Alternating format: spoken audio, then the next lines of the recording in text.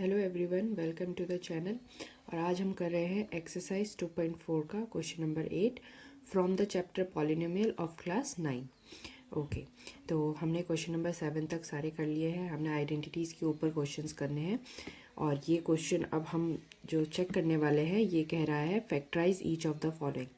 Factorise करना है, okay मतलब कोई आइडेंटिटी तो एप्लीकेबल हो रही होगी। ओके चलो देख लेते हैं कि किस तरीके का क्वेश्चन है। तो यहाँ पर देखो 8a³ हमें मिला है plus b³ plus 12a² b plus 6ab²। ये कौन सा पैटर्न फॉलो कर रहा है? यस, ये क्यूब वाला जो आइडेंटिटी है उसे फॉलो कर रहा है। तो अगर मैं लिखूँ क्या है ये, तो x³ plus y³ plus 3x² plus 3xy², इस पैटर्न को फॉलो कर रहा है, जो कि फिर बनता है क्योंकि प्लस प्लस प्लस है तो ये x प्लस वाई का होल क्यूब है। ठीक है, तो इस आइडेंटिटी का हमारे को फैक्टराइजेशन करना है।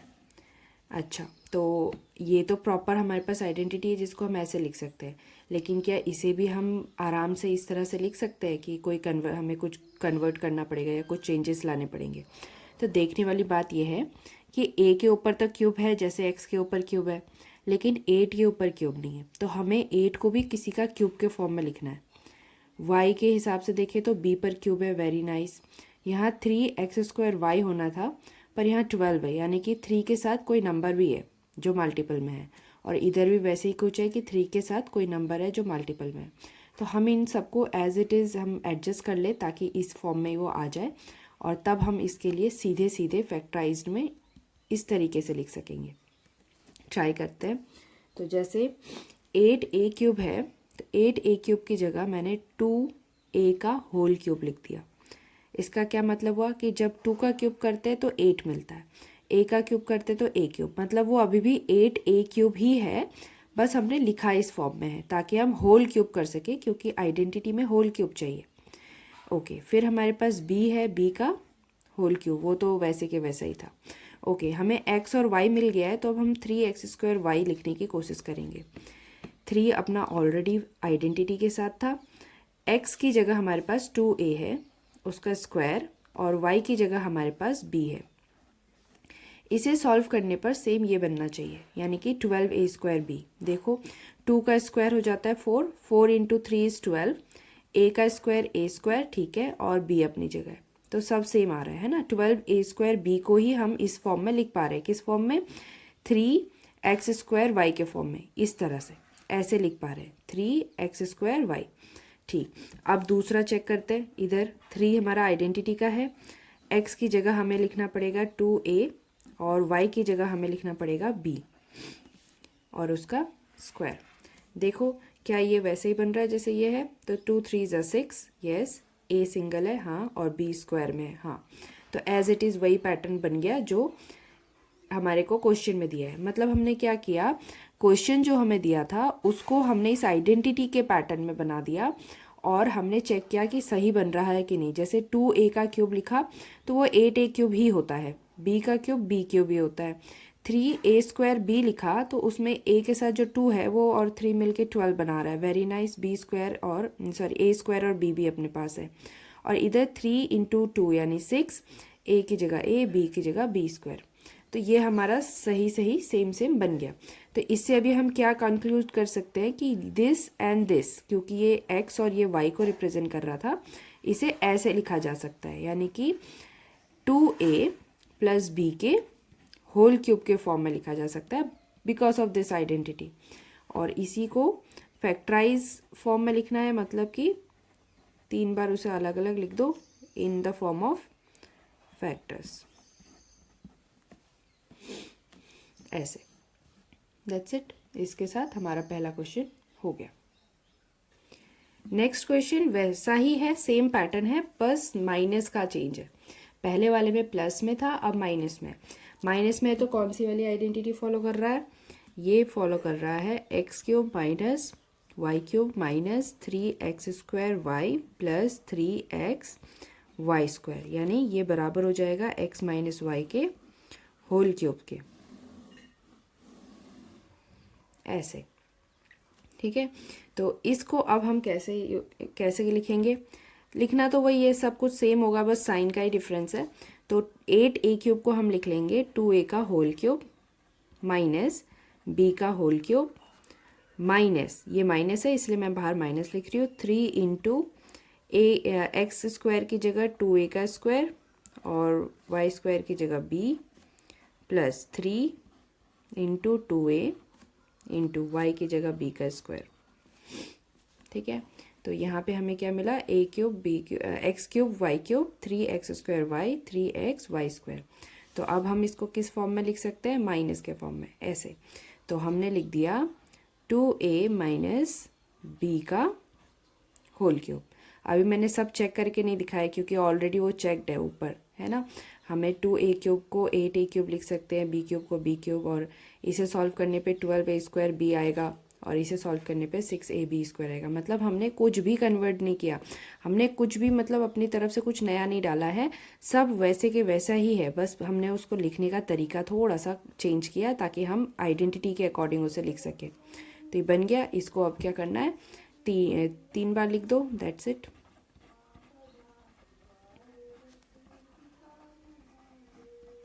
हो गया।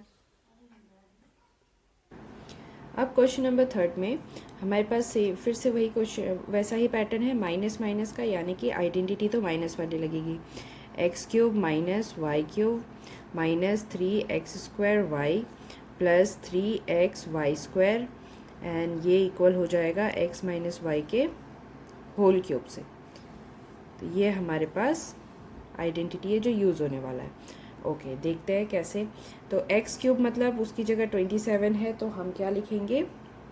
27 किसका क्यूब होता है? 3 का, तो हमने लिख दिया 3 का क्यूब। ओके, माइनस अपनी जगह पे 125 a³, 125 इज़ 5 का क्यूब और a का a³ लिख दिया। फिर माइनस 3 इंटू एक्स का स्क्वायर यानी कि 3 का स्क्वायर और y जस्ट y है यानी कि 5a, है ना। कैसे कंपेयर कर रहे हैं? x³ को 3, x को 3 और y को 5a मान रहे हैं, तो यहाँ पर x² और इंटू y लिखना था। फिर प्लस में 3 x की जगह फिर से 3 है और y की जगह 5a का स्क्वायर है। चेक कर लो सब सही आ रहा है कि नहीं। 3 का क्यूब 27 सही है, 5 का क्यूब 125, a का क्यूब a³ ठीक है। 3 का स्क्वायर 9, 9 3 ज़ा 27, 27 इंटू 5 होता है 135 सही है, और a सिंगल है, हाँ a पे कोई पावर नहीं है विथ माइनस साइन, ये भी ठीक है। इसे चेक करते हैं। 5 का square 25, 25 into 3 75, 75 into 2 sorry 75 into 3 225, वो ठीक है। a का स्क्वायर a², तो ये हमारा पैटर्न सही बन गया है। ठीक है, हमने क्या किया, बस इस चीज़ को, ये जो हमें दिया हुआ था, इसे बस आइडेंटिटी के फॉर्मेट में लिखा है, और वही करने में ही हमारा फैक्टराइजेशन है, बाकी तो आइडेंटिटी सब अपने आप संभाल रहा है। कैसे? अब ये हमें क्या मिला? x माइनस वाई, एक्स ये है, y ये है, तो हम लिखेंगे 3 माइनस 5a का होल क्यूब, और फैक्टराइज में लिखना है तो 3 minus 5a, 3 minus 5a, 3 minus 5a, that's it. हमारे को तीनों फैक्टर्स मिल गए क्योंकि ये क्यूबिक इक्वेशंस था। अब क्वेश्चन नंबर 4 में हमारे पास फिर से एक एक्सप्रेशन है और इसको हमें फैक्टराइज करना है। तो अगर हम यहाँ पे देखें कि इसमें हमें फैक्टराइज करते समय किस चीज़ का ध्यान देना होगा, तो पहले तो माइनस माइनस वाला, यानी कि ये माइनस की आइडेंटिटी पे काम कर रहा है। पहले आइडेंटिटी लिख लो, x³ minus y³ minus 3x² y plus 3x y², और ये बराबर होता है x माइनस वाई के होल क्यूब के। तो पहली चीज़ जो हमें देखनी थी वो तो ये कि कौन सी आइडेंटिटी लग रही है, तो ये वाली लग रही है, ठीक है। अब इसके जैसा बनाना भी है, उसे कोशिश करते हैं। तो x³ है तो a³ तो है पर 64 क्यूब में नहीं है, तो 64 किसका क्यूब होता है? याद किया जाए तो 4 का होता है, 4a का होल क्यूब ये बन गया। फिर बीच में माइनस है और फिर 27 होता है 3 का क्यूब, एंड b के पास अपना क्यूब है तो हम इसे लिख सकते हैं 3ab का होल क्यूब। तो x और y हमें मिल गया। अब हमें इन दोनों को पैटर्न देंगे और ऐसा ही कुछ हमारे पास आंसर मिलना चाहिए, तभी हम सही है, वरना गलत हो जाएगा। चलो देखते हैं। -3 इंटू x² y, x की जगह है 4a और y की जगह है 3b, ठीक है, प्लस 3 इंटू एक्स और y का स्क्वायर, x की जगह है 4a और y की जगह है 3b, ठीक है। तो अब हमें क्या क्या मिल रहा है, इसे चेक करो, 4 का स्क्वायर 16, 16 इंटू 9 144, ठीक है। फिर यहाँ पर 3 का स्क्वायर 9, 3 ज़ा 27 इंटू 4, 27 इंटू 4 108, ठीक है। और वहाँ साथ में a स्क्वायर b था, यहाँ पर a b स्क्वायर है। तो सही है, सारा जो हमारा अरेंजमेंट हुआ है वो इसी के जैसा है और बना यही नंबर से है ना, कुछ भी हमने एक्स्ट्रा ऐड नहीं किया। तो अब हम क्या बोल सकते हैं, इसको x और इसे y बोल सकते हैं और लिख देंगे 4a माइनस 3b का होल क्यूब, और चाहो तो 4a minus 3b, 4a minus 3b and 4a minus 3b, इस तरह से लिख दो। That's it. अब करते हैं फिफ्थ में हमारे पास जो एक्सप्रेशन है देखो वो फ्रैक्शंस में है ना, लेकिन इससे घबराने की कोई बात नहीं है, क्योंकि अगर क्यूब होगा तो फ्रैक्शन में भी होगा और बिना फ्रैक्शन के भी होगा, है ना, हमें बस अरेंज करना है। तो क्योंकि माइनस वाला था तो मैंने माइनस का आइडेंटिटी यूज़ कर लिया क्योंकि यही लगेगा, और 27 है तो इसे हम 3 लिख सकते हैं, ऑलरेडी हम लिख चुके हैं कुछ क्वेश्चंस में, तो 3p का होल क्यूब, ओके, माइनस अब 1/216 है, देखो इसको भी क्यूब फॉर्म में लिखना है क्योंकि एक स्क्वायर वाला और एक p का सिंगल वेरिएबल वाला तो यहाँ पर है। अब यहाँ पर हमें क्या करना है, 1 तो 1 है और 216 मतलब कि 6 का होल क्यूब है, इस तरह से लिख देंगे, ठीक है। अब देखना है कि इन दोनों पे पैटर्न बन रहा है कि नहीं बन रहा। तो माइनस लिया 3 into X square Y, X की जगह 3p आ रखा है, वाई की जगह 1/6 आ रखा है, ठीक है। फिर प्लस 3 इंटू एक्स मतलब 3p और वाई मतलब 1/6 का होल स्क्वायर। अगर ये दोनों सही है तो वो 9/2 और 1/4 के साथ p स्क्वायर p देंगे। चेक कर लेते हैं। तो यहाँ पे 3 3 ज़ा 9 है एंड दिस इज़, अच्छा ये 3 का स्क्वायर है ना, 3 का स्क्वायर 9, 9 3 ज़ा 27, तो ये हमें दे रहा है 27/6, तो 3 से जाएगा, 3 9 ज़ा 3 2 ज़ा, हाँ ये 9/2 दे रहा है विथ p स्क्वायर, सही है।